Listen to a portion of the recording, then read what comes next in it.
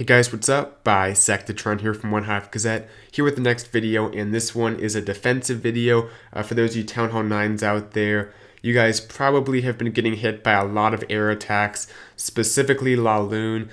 It's probably the meta right now for Town Hall 9. We see hog attacks, we see witches, we see P.E.K.K.A.s, we see a whole lot of variation, which is nice at Town Hall 9, but most of the attacks, I'd say probably about 40 to 50% are still LaLoon, which is way more than any other strategy we're seeing right now. So this base, I call it the no-fly zone. Not my own creation, this base specifically is, but the concept I've seen on other bases, and it's worked very well in wars. It's probably the most successful type of base we see, and we'll get into the specifics in just a moment. But for my subscribers, I want to say, first of all, I lost the attacks for the Town Hall 10 Bow LaLoon attack strategy video, so I'm not going to be able to put that out for a few days, probably until I get some new attacks. So I apologize for that, but we still have some Town Hall 10 content if you go back a few days. So happy about that, to at least have that for you guys.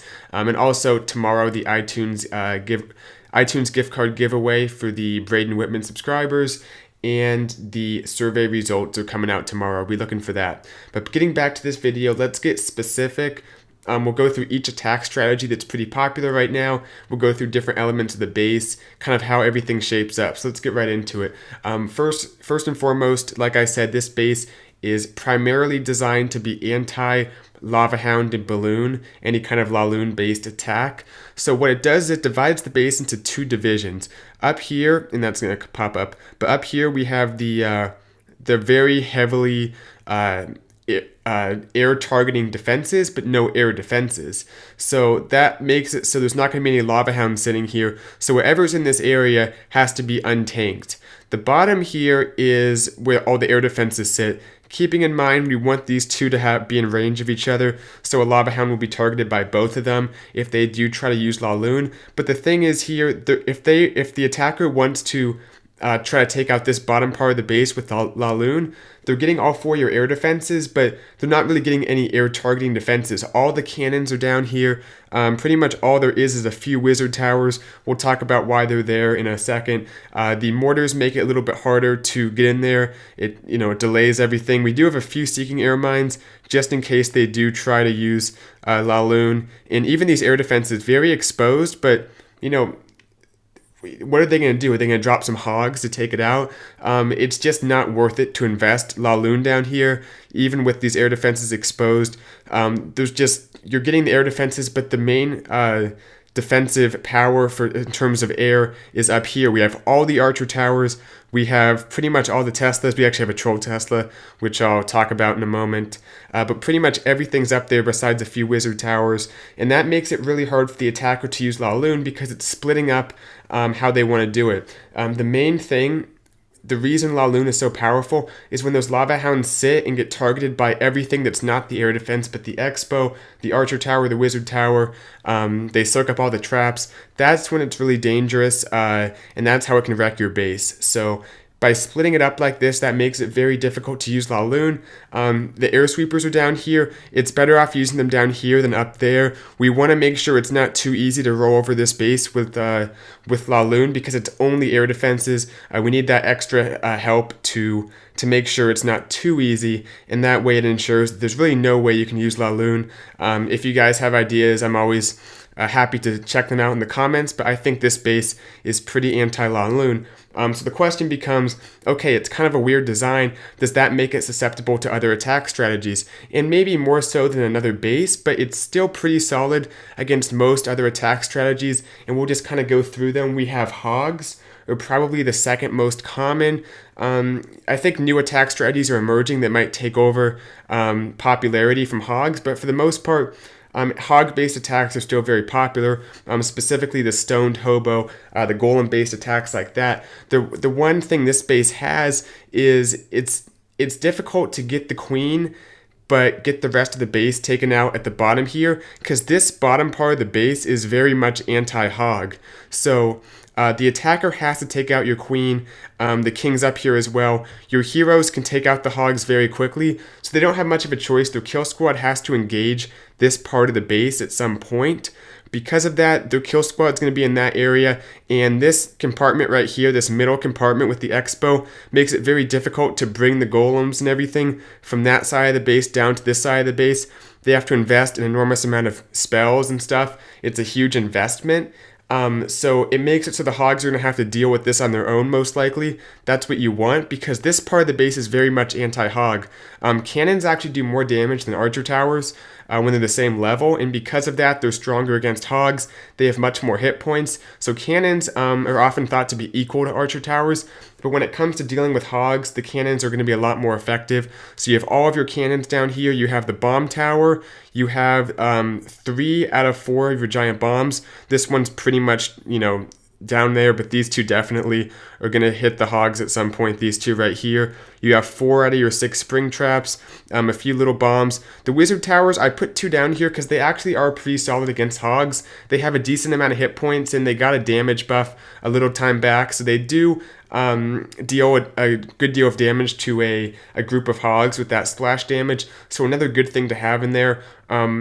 A few skeleton traps. We have the 2 right here, the little bombs to help out as well, and even the mortars can get some groups of hogs with splash damage. So it's a pretty, hard part of the base for hogs to take out, and it's not easy to get a kill squad down there because you can't just ignore the queen and the king up here.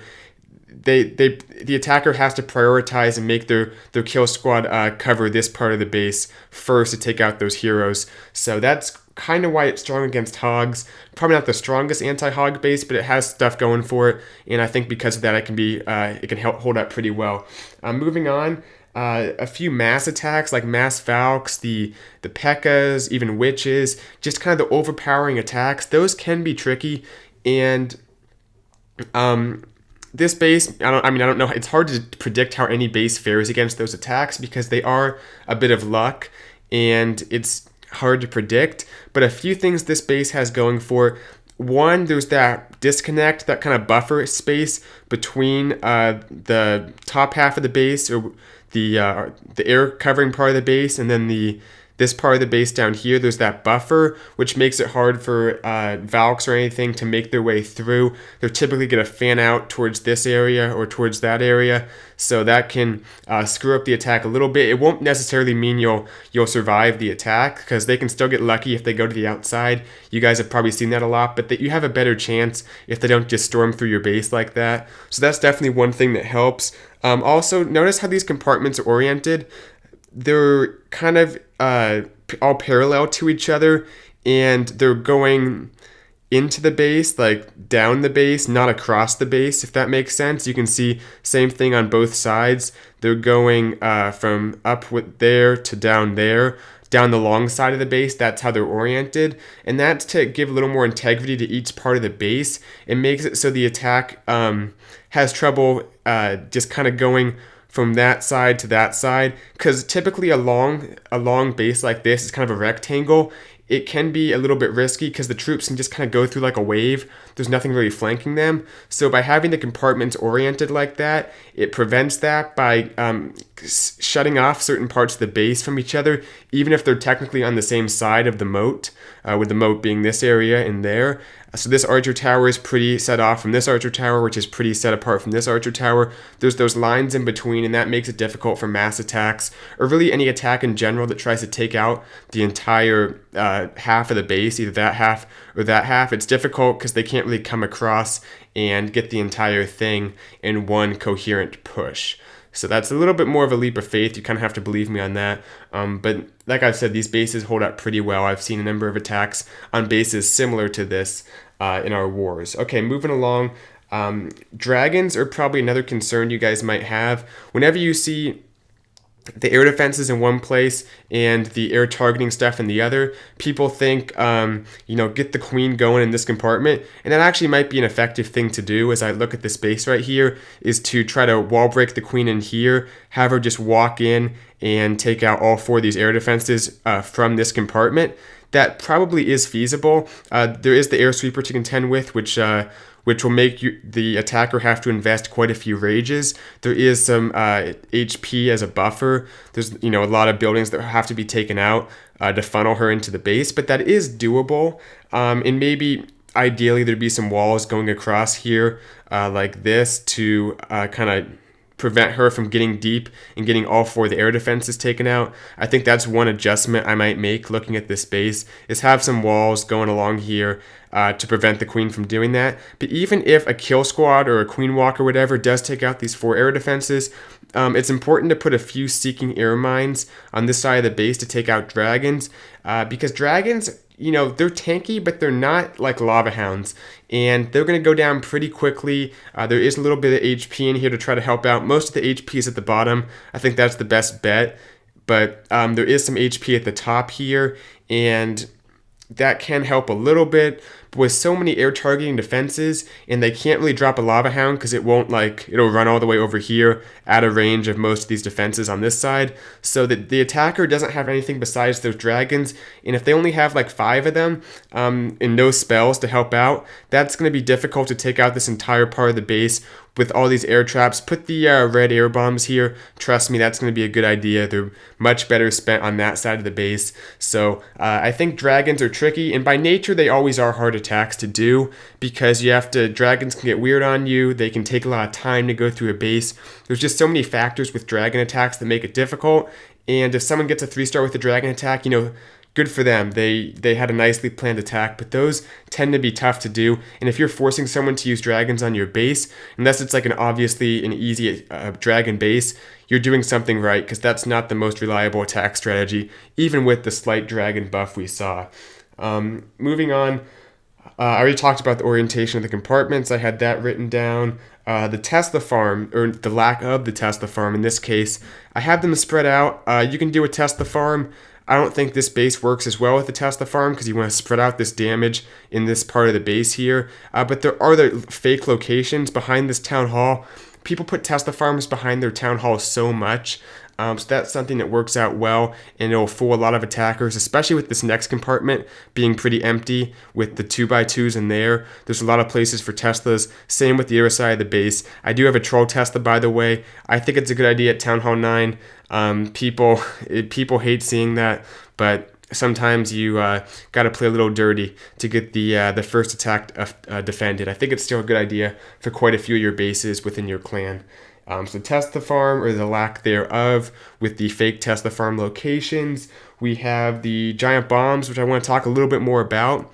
I wouldn't recommend a double giant bomb set on this base. I think a better idea is to spread them out. Notice how the bomb tower, which is pretty much a giant bomb on its own, is far enough away from these two that the same heal probably won't be able to cover both of them. So make the attacker, use all their heal spells, really thin them out as far as spells go. We have the spring traps nice and spread out here. I put one giant bomb over here. You never know what the attack could be.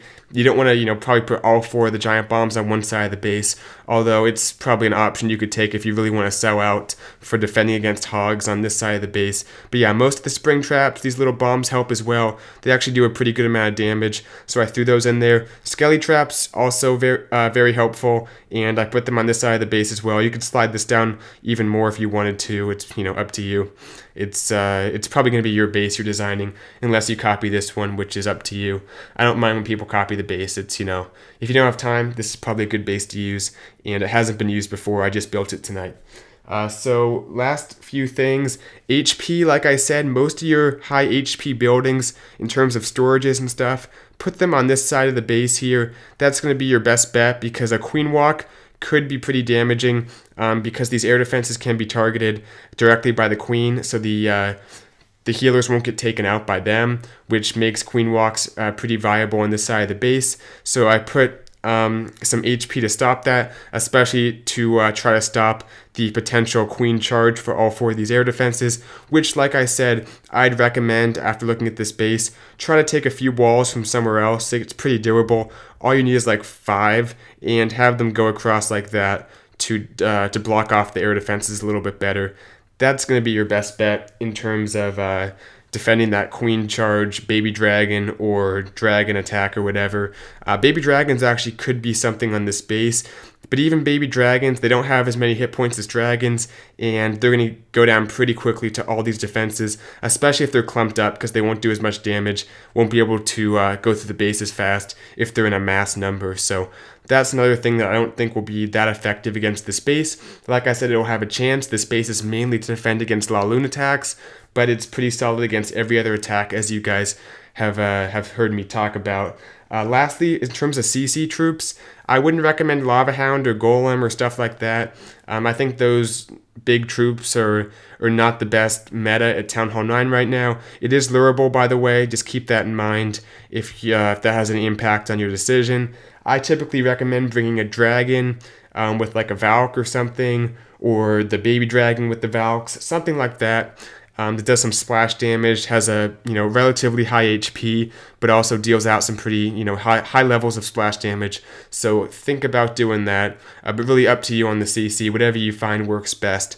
But yeah, guys, that's pretty much the video. Hope you enjoyed it. Hope it helped for those of you Town Hall 9s. Good luck if you're building your own base, and feel free to use this one if you want. Try it out in War. Tell me how it works.